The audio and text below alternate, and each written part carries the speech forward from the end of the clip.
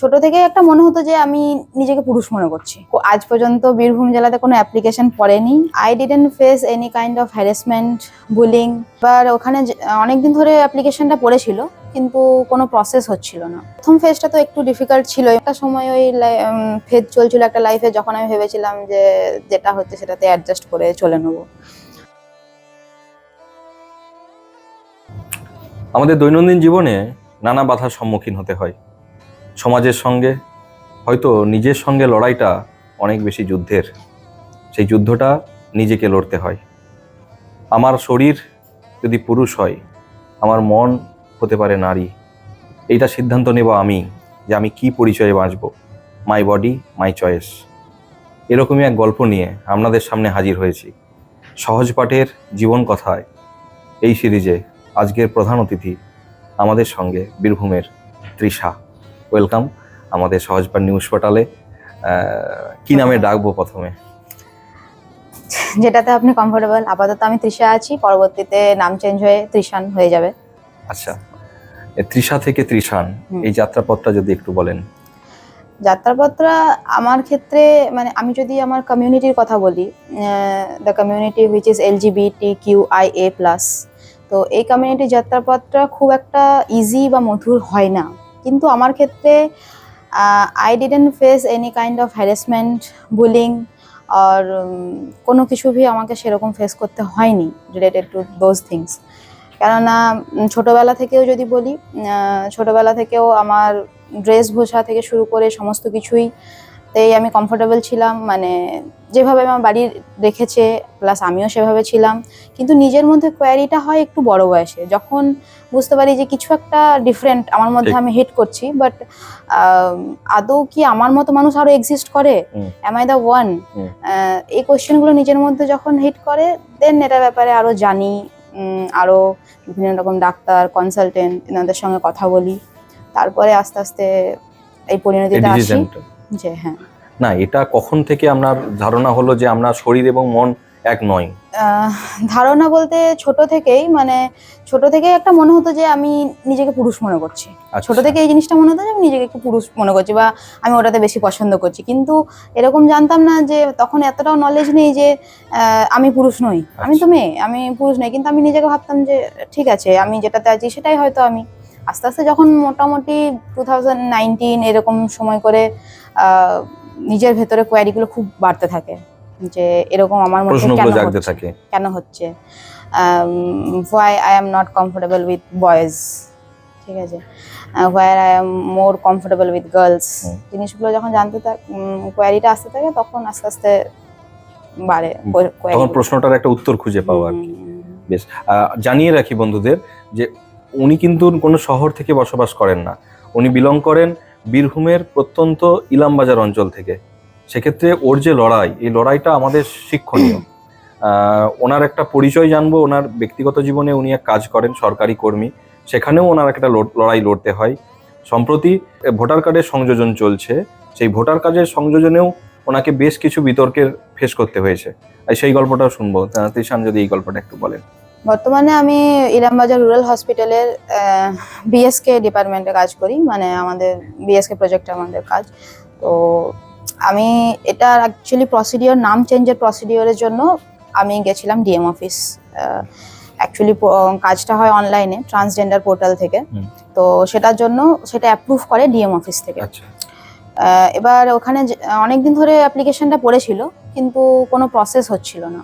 DM অফিসে যাই, সেখানে যাওয়ার পর তো ওখানে ওনারা কেউ জানেনই না যে আদৌ এই কাজটা DM অফিসে হয়। মানে রূপান্তরকামী বলে কেউ একজন কিছু একটা এক্সিট করে আমাদের জেলায়। হ্যাঁ, তো আজ পর্যন্ত বীরভূম জেলাতে কোনো অ্যাপ্লিকেশন পড়েনি, কোনো মানে অফিসিয়ালি কেউ ট্রান্স ম্যান বা ট্রান্স ওম্যান হয়নি।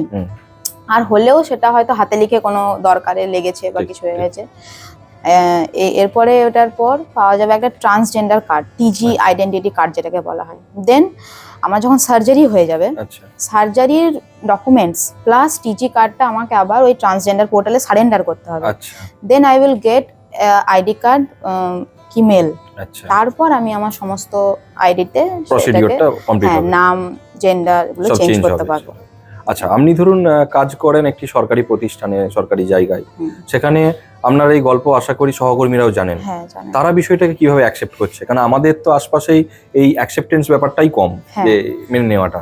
অবশ্যই, মানে আমি অ্যাকসেপ্টেন্সের দিক দিয়েও নিজেকে খুবই লাকি মনে করি, কারণ আমার ফ্যামিলি, আমার রিলেটিভস, আমার কলিগস প্রচণ্ড সাপোর্টিভ। আমাকে কোনোদিনও হেনস্থা করেনি, প্লাস আমাকে সাহস জুগিয়েছে, আমার পাশে থাকার কথা বলেছেন, আমাকে পরবর্তীতে এগিয়ে যাওয়ার মানে সাহস যেটাকে বলে, মানে মনোবল বাড়ানো, সেটা করেছেন। এখন যেখানে কাজ করছি সেখানে তো তারা খুবই সাপোর্টিভ, সেটাতে কোনো সন্দেহ নেই।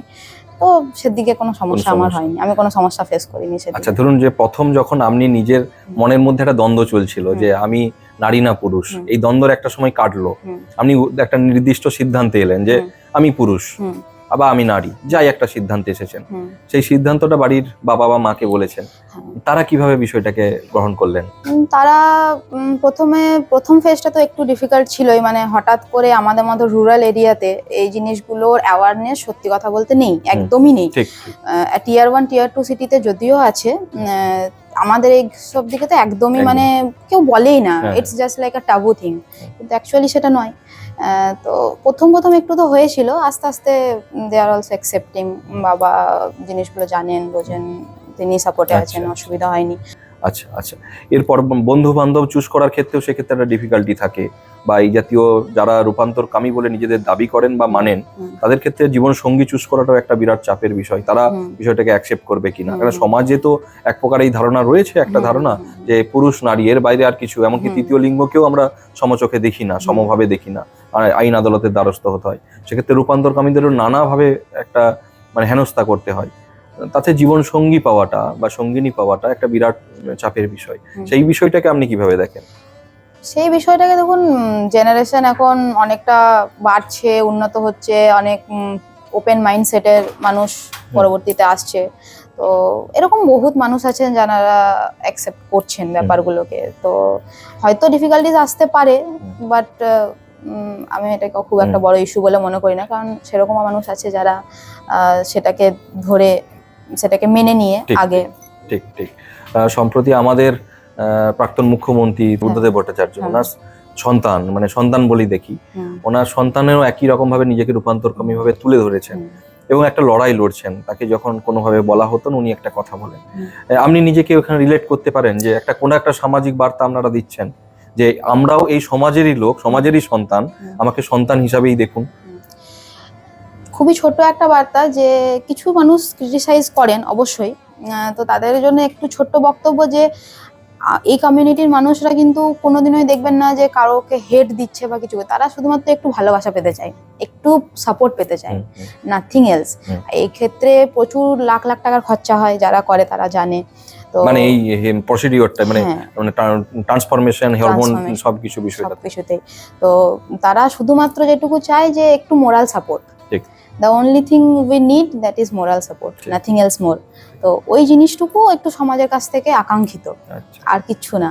এটুকু অ্যাকসেপ্টেন্স থাকলে আই থিঙ্ক, আমি বলবো সবার প্রথমে নিজেকে অ্যাকসেপ্ট করতে জানতে হবে। আমার দ্বন্দ্বটা অনেক বছরের পরে আর আমার দ্বন্দ্বটা সৃষ্টি হওয়ার কারণ কিছুটা হলেও সমাজ, পরিস্থিতি, প্রশাসন বা যাই বলবেন না, কারণ প্রথম কথা আমাদের যে এডুকেশন সিস্টেম, সেখানে তো সেক্স এডুকেশন বলে কিছু নেই। তো সেটা একটা ব্যাপার। আবার এই সেক্স, জেন্ডার, ওরিয়েন্টেশন, তিনটেই আলাদা আলাদা টপিক, কিন্তু আমরা কিন্তু তিনটেকে একই ভাবে, সেক্স আলাদা, জেন্ডার আলাদা, ওরিয়েন্টেশন আলাদা, আমরা একসাথে একই লাইনে এটা ফ্রেম আউট করে দিই।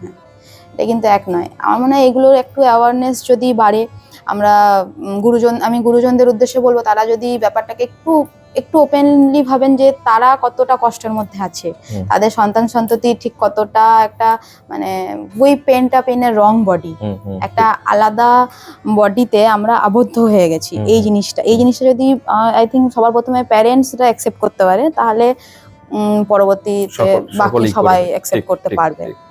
আর একটা ব্যাপার শুনেছি যে এই মানে চিকিৎসা পদ্ধতিটা খুব যন্ত্রণাদায়ক, মানে খুবই ঝুঁকিপূর্ণ এবং যন্ত্রণাদায়ক। জানা নেই বিষয়টা, এটা যদি আপনি আশা করি স্টাডি করেছেন বিষয়টা।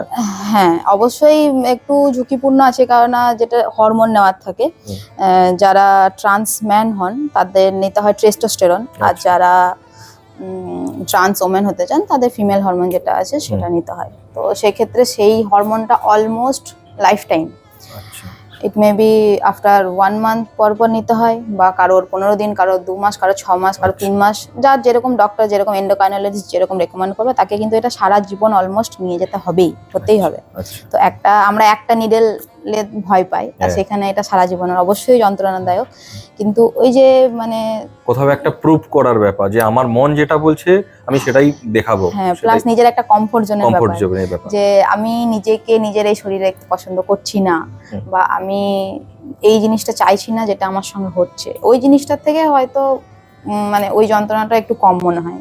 ঠিক ঠিক। তার জন্য মানে সমাজের এই আশপাশে মানুষদের কটাক্ষের থেকে বা আবদ্ধভাবে একটা নিজেকে একটা অন্য সাজে দেখানোর থেকে, যেটা আমি সেটাই দেখানোর থেকে দেখাটাই বেটার আর কি, একদম। কোনো নিডেলের ওই যন্ত্রণা থেকে।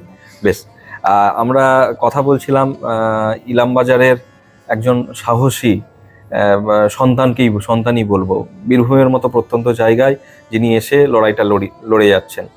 ওকে আরেকটা প্রশ্ন করব। আমি শুনেছি যে ওর একসময় লম্বা চুল ছিল, ও যখন অফিস যেত স্কুটি চালিয়ে যেত, এখন ওর রাইডের শখ, বুলেট গাড়ি নিয়ে ছোট চুল কেটে ও ছেলেদের মতো করেই আসে, অফিস যায়, আশপাশে খেলাধুলা করে, রাস্তা দিয়ে পেরিয়ে যায়। ওর এই যাত্রাটা একটু সংক্ষেপে জানার চেষ্টা করব, যে বড় চুল থেকে ছোট চুল আর ওই স্কুটি থেকে বুলেট গাড়ি, ভারী গাড়ি, এটাকে কিভাবে দেখছো, এক্সপ্লেন করছো? বড় চুল ছিল আমার, খুব ছোটতে তো ছোট চুল ছিল, দেন তারপরে মোটামুটি 9-10 এরকম সময় থেকে চুল রাখা শুরু হয়, অনেকটা বড়ই চুল ছিল। তো সেটা তখন মানে একটা সময় ওই ফেজ চলছিল একটা লাইফে, যখন আমি ভেবেছিলাম যে যেটা হচ্ছে সেটাতে অ্যাডজাস্ট করে চলে নেবো, সেটার জন্যই নিজের অ্যাটায়ার বা পরিধানটা সেরকম ছিল। দেন তারপরে যখন বাড়িতে জানাই, বাড়িতে আস্তে আস্তে অ্যাকসেপ্টেন্স হয়, তখন চুলটা কাটি। আর বাইকের শখ বরাবরই, স্কুটি নিতে চাই রাইড তখন। করতে ভালোবাসেন শুনেছি। হ্যাঁ হ্যাঁ, রাইড আপনি কি ভালোবাসি। মোস্ট প্রবাবলি মার্শাল আর্টের কোনো? হ্যাঁ, আমি মার্শাল আর্ট ন্যাশনাল চ্যাম্পিয়ন হয়েছি, আমি আচ্ছা জ্যাভলিনে স্টেট চ্যাম্পিয়ন হয়েছি, আচ্ছা, শর্ট পাটে ডিস্ট্রিক্টে খেলেছি, এগুলো আছে। মানে স্পোর্টসম্যান স্পিরিটটা প্রথম থেকেই রয়েছে, হ্যাঁ হ্যাঁ, যার জন্য এই লড়াইটা লড়তে হ্যাঁ। পারছেন। এবং পরবর্তীতেও আমার ইচ্ছা আছে আমি মার্শাল আর্ট নিয়ে এগোবো, আচ্ছা এটা আমার একটা ইচ্ছা আছে। কোনো কারণবশত এখন হচ্ছে না, কিন্তু অবশ্যই ইচ্ছা আছে যে মার্শাল আর্টটা আমার খুব একটা সফট কর্নারের জায়গা, ওটা আচ্ছা। মার্শাল আর্টটাকে মানে নিয়ে প্রতিপক্ষকে ঘায়েল করতে ইজিলি পারবেন। সেরকম। এই প্রতিপক্ষ এখন কি কাদেরকে দেখেন? প্রতিপক্ষ এখন নিজে নিচে এখন নিজেই নিজের প্রতিপক্ষতা করছি, বর্তমানে লড়াইটা এখন একটু নিজের সঙ্গেই। আর বাকি এনভায়রনমেন্ট বা ওভারঅল যদি বলেন তো আশা করছি যে জিনিসগুলো খুব একটা টাফ হবে না আমার ক্ষেত্রে, যতটা ভালোবাসা মানুষের কাছ থেকে বা পরিস্থিতি আমাকে দিয়েছে, তো আই থিঙ্ক অতটাও ডিফিকাল্ট আমার জন্য ঠিক, হবে না। ঠিক। বাকি শারীরিক ব্যাপারগুলো সেটা নিয়ে অবশ্যই বাড়ি বা সবাই ভয় একটু পাই, কারণ ওই যে ডিফিকাল্ট, দেয়ার আর মাল্টিপল সার্জারিজ। ঠিক ঠিক, লাইফ টাইম এটা কন্টিনিউ করে যেতে হবে। হ্যাঁ, সার্জারিগুলো ওয়ান টাইম, এবার যেটা হরমোন থেরাপিটা সেটা অলমোস্ট লাইফ টাইম। আচ্ছা আচ্ছা, বেশ। আমরা কথা বলছিলাম বীরভূমের ইলামবাজারের বর্তমানে তৃষানের সাথে। তৃষা রাজপুত, তৃষা সিংহ, তৃষা সিং এই পরিচয়ে ও বড় হয়েছে, কিন্তু বাকি জীবনটা ওর মনের সঙ্গেই ও কাটাতে চায়। ও তৃষা থেকে তৃষান হতে চায়। সেই অনুযায়ী প্রশাসনের কাছে আবেদন জানিয়েছে ভোটার কার্ডে ফিমেল থেকে মেল করে দেয়া হোক, কিন্তু প্রশাসনও অন্ধকারে। হঠাৎ করে বীরভূমের মতো প্রত্যন্ত জায়গার কোনো বাসিন্দা এই আবেদন করে বসেছেন। বলছেন আগামী বছর যে বিধানসভা ভোট আসছে তাতে আপনি ভোট নাও দিতে পারেন, কারণ এই প্রসিডিওরটা আমাদের জানা নেই। সত্যিই তো, সমাজে তৃষানদের লড়াই লেগেই থাকে। দিনের শেষে একেবারে রাত যখন নামে, ও যখন রাত্রে ঘুমাতে যায়, মনের সঙ্গে প্রশ্ন করে, আমি যা করেছি তা ঠিক করেছি, আমি যা বলছি তা ঠিক বলেছি, কারণ আমার মন, আমার শরীর একমাত্র আমারই অধিকারের জায়গা। ও সেই বার্তাই আমাদের সহজ পাঠে, জীবন কথা পাঠে দিয়ে গেল। অনেক ধন্যবাদ জানাই আপনাকে আমাদের সঙ্গে মূল্যবান সময় দেওয়ার জন্য। Thank you.